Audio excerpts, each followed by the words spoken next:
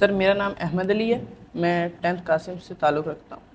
تو سر کافی دنوں سے کچھ سوالات میرے ذہن میں گردش کر رہے تھے، تو آج آپ سے موقع ملا ہے تو میں آپ سے وہ ضرور کروں گا۔ ضرور۔ تو سر میرا سوال یہ تھا کہ ہمارا جو لیڈر ہوتا ہے، حکمران، اس میں کیا خصوصیات کیا ہونی چاہیے کہ جو ملک کے لیے بہتر ہوں؟ Very good. اور سر یہ کہ وہ اپنی قوم کو افراتفری اور انتشار سے کیسے بچا سکتا ہے، اس کے لیے وہ کیا اقدامات کرے یا کیا؟ بہت اچھا سوال کیا آپ نے۔ اصل میں جو لیڈر ہوتا ہے نا، اس کو کئی طریقے سے ڈیفائن کیا جاتا ہے۔ آج کل مثال کے طور پر جو مختلف جیسے سکول ہے، فیکٹری ہے، یہ کارپوریشنز ہیں، کوئی بزنس ہے، اس کا جو ہیڈ ہوتا ہے اس کو بھی کہتے ہیں کہ وہ لیڈر ہے، جس کو سی ای او کہتے ہیں، کہ وہ بھی ایک چیف ایگزیکٹو آفیسر بھی ہوتا ہے، اور کچھ لوگ ایسے ہوتے ہیں جن میں لیڈرشپ کی کوالٹیز بھی پائی جاتی ہیں۔ لیکن آپ لیڈر سے جو مراد لے رہے ہیں وہ سیاسی لیڈر ہے، ٹھیک ہے نا؟ سیاسی لیڈر جو ہوتا ہے نا، وہ قوم کی جو امنگیں اور آرزوئیں ہوتی ہیں، یعنی ہر معاشرہ جو ہے اس میں جو انسان بستے ہیں ان کی کچھ مشترک آرزوئیں ہوتی ہیں، کچھ مشترک امنگیں ہوتی ہیں، کچھ ان کے مقاصد ہوتے ہیں۔ یعنی وہ لیڈر جو ان آرزوؤں کو، ان امنگوں کو اور اس امید کو، یعنی کہ جو اس معاشرے میں پائی جاتی ہے، جو اس کا نمائندہ بن جائے، وہ لوگ اس کو ایکسیپٹ کر لیتے ہیں اور اس کے پیچھے چل پڑتے ہیں۔ کسی بھی معاشرے میں جو لیڈر ہوتا ہے وہ بہت ہی بڑی ایک بلیسنگ ہوتی ہے سوسائٹی کے لیے کہ ایک کوئی بڑا لیڈر کسی قوم میں پیدا ہو جائے۔ تو اس میں ایک اقبال نے بہت خوبصورت بات کی ہے۔ اقبال فرماتے ہیں کہ جو ہمارا زوال ہے اس کی بہت بڑی وجہ یہ ہے کہ ایسا نہیں ہے کہ ہم میں جو جو رہنمائی ہے یا جو لیڈرشپ کی کوالٹی ہے وہ کم ہو گئی ہے، یہ وجہ نہیں ہے ہمارے زوال کی۔ ہمارے زوال کی ایک بہت بڑی وجہ یہ ہے کہ خوئے اطاعت جو ہے، یعنی کہ لیڈر کے پیچھے چلنے کی، اس کی اطاعت کرنے کی اور اس کو فالو کرنے کی جو صلاحیت ہے وہ ہم میں کم ہو گئی ہے۔ تو لیڈر وہ ہوتا ہے جو جیسے ہمارا جو عقیدہ ہے یا ہمارا جو بنیادی آئیڈیا ہے وہ اسلام ہے۔ جو آدمی، سیاسی آدمی، جو کسی قوم کے بنیادی نظریے کو اور اس کی آرزوؤں اور منگوں کو ریفلیکٹ کرتا ہو اور وہ آرٹیکولیٹ ہو، تو اور اس میں بہادری پائی جاتی ہو، یعنی کہ لیڈر کی جو سب سے بڑی کوالٹی ہوتی ہے کہ وہ بولڈ ہو، اور وہ تاریخ کا جو ایک دھارا ہے جس میں قومیں زندہ رہتی ہیں اور ترقی پاتی ہیں یا مرتی ہیں، وہ اس کی بصیرت بھی رکھتا ہو۔ ایک ہمارے بہت بڑے بزرگ ہیں مجدد الفسانی علیہ رحمت۔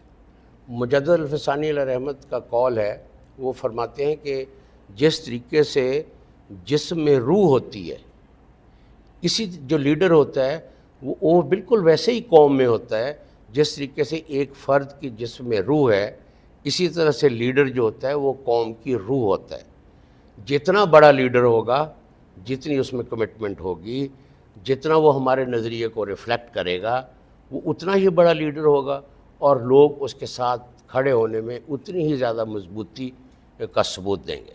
اور سر ایک سوال یہ تھا کہ جو لیڈر ہوتا ہے وہ اقوام عالم میں اپنے قوم کے مرتبے کو کیسے بلند کر سکتا ہے؟ ہاں، ایسے ہی بلند کرتا ہے نا، وہ قوم کو آرگنائز کرتا ہے۔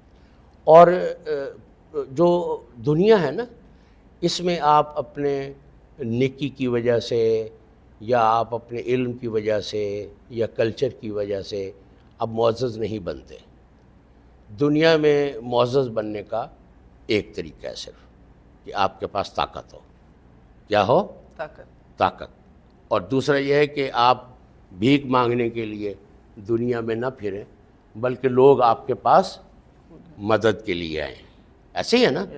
تو دنیا میں یعنی کہ وہ لیڈر جو قوم کو معاشی طور پر مستحکم کر دے، معاشی استحکام جو ہے اس کے کئی اسباب ہوتے ہیں. مثال کے طور پر اگر معاشرے میں ظلم زیادہ ہے اور عدل نہیں ہے، لوگوں کی محنت چھین لی جاتی ہے، تو اس معاشرے میں خوشحالی نہیں آ سکتی.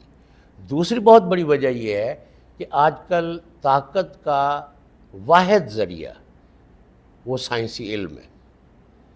یعنی اگر ہمارے پاس سائنسی علم نہیں ہے، ٹھیک ہے نا، دیکھیں جو اللہ کا دین ہے وہ ہمیں بتاتا ہے کہ آپ نے اللہ کا بندہ کیسے بننا ہے، ٹھیک ہے، آپ نے نیک کیسے بننا ہے، تاکہ اس دنیا میں اگر آپ نیک رہیں گے، اچھے اعمال کریں گے، تو آخرت میں آپ اللہ کے سامنے کھڑے ہونے کے قابل ہو جائیں گے.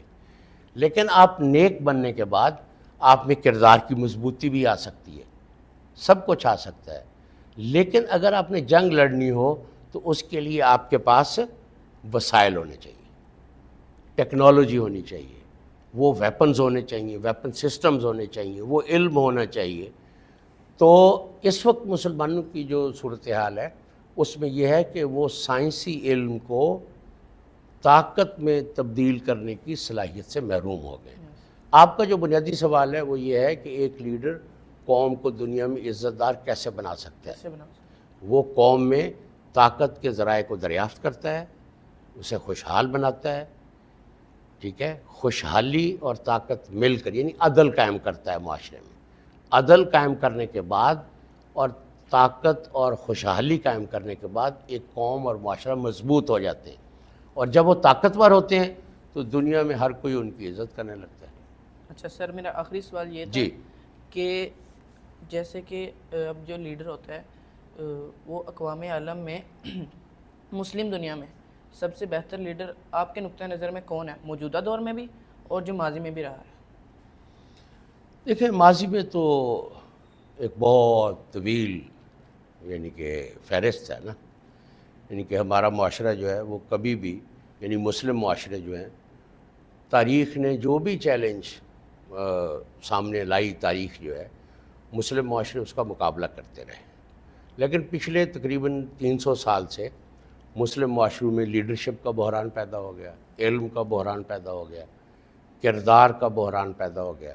اس وقت میرا خیال ہے کہ مسلم دنیا میں لیڈرشپ کا بہت زیادہ فقدان ہے. اب اس کی ایک مثال ہم دے سکتے ہیں کہ جو لیڈر وہ ہوتا ہے جو ظلم کے خلاف کھڑا ہوتا ہے. غزہ میں جو کچھ ہو رہا ہے، کشمیر میں جو کچھ ہو رہا ہے، اس کا سامنا کون کر رہا ہے پوری دنیا میں؟ مسلمانوں میں اس کا سامنا کون کر رہا ہے؟ کوئی بھی نہیں کر رہا. سناٹا ہے نا، خاموش ہے. اور اتنے بڑے بڑے لیڈر ہیں، صدر ہیں، وزیر اعظم ہیں، ان کو اتنی جرت بھی نہیں ہوتی کہ چلو کوئی بیان ہی دے دیں. تو یہ جو ایک بزدلی ہے اور یہ جو ایک ظلم کے سامنے کھڑے نہ ہونے کی جو ایک رجحان ہے مسلمانوں میں، اس کی وجہ سے مسلمانوں کا اس وقت دنیا میں نا کوئی ویٹ نہیں ہے.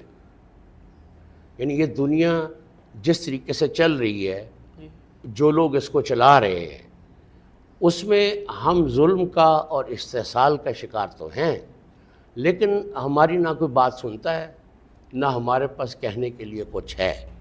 اس صورتحال کو ہم تبدیل کر سکتے ہیں دو ذرائع سے.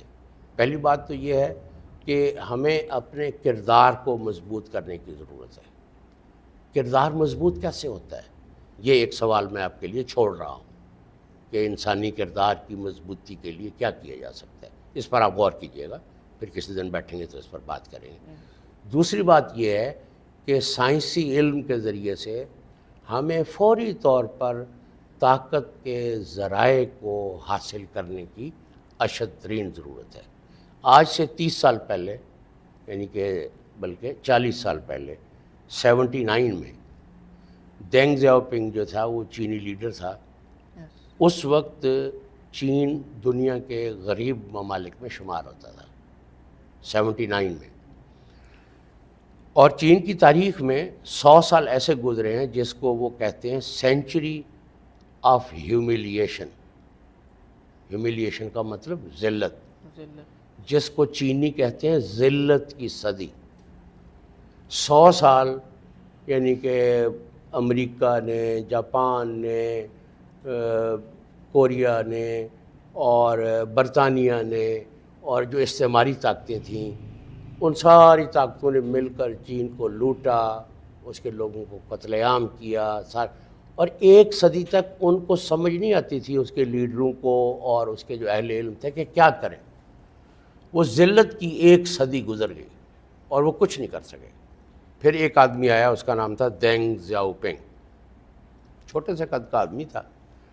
اس نے آ کے کہا کہ آج ہمیں یہ تسلیم کر لینا چاہیے کہ معاشی خوشحالی کے لیے ہم سرمایہ داری نظام اختیار کریں گے، اور سیاسی جو ہماری معاشرے کی جو نظام ہوگا سیاسی، وہ کمیونزم پر مبنی ہوگا۔ اس نے دونوں نظاموں کو اکٹھا کر دیا۔ تو 40 سال میں چین نے اتنی ترقی کی، اتنی طاقت حاصل کر لی جتنی یورپ نے 400 سال میں حاصل کی۔ لیڈرشپ یہ کرتا ہے کہ وہ تاریخ کے خاص لمحے میں وہ ایسا کام اور ایسی رہنمائی سامنے لے کے آتا ہے جو قوم کو بدل دیتی ہے، اس کو سرفرازی عطا کرتی ہے، اور دنیا میں ایک باعزت مقام پر اس کو فائز کر دیتی ہے۔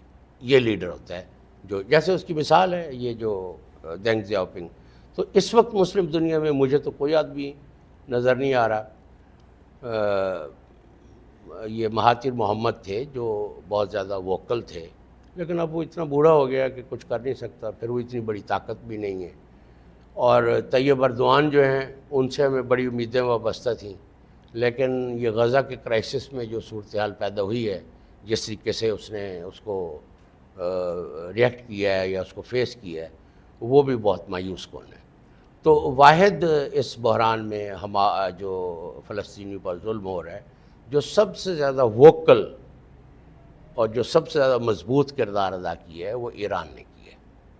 ایران نے ان کی ہر طرح سے ہیلپ بھی کی ہے، اور اسرائیل اور امریکہ کے سامنے کھڑے ہونے کا ثبوت بھی دی ہے۔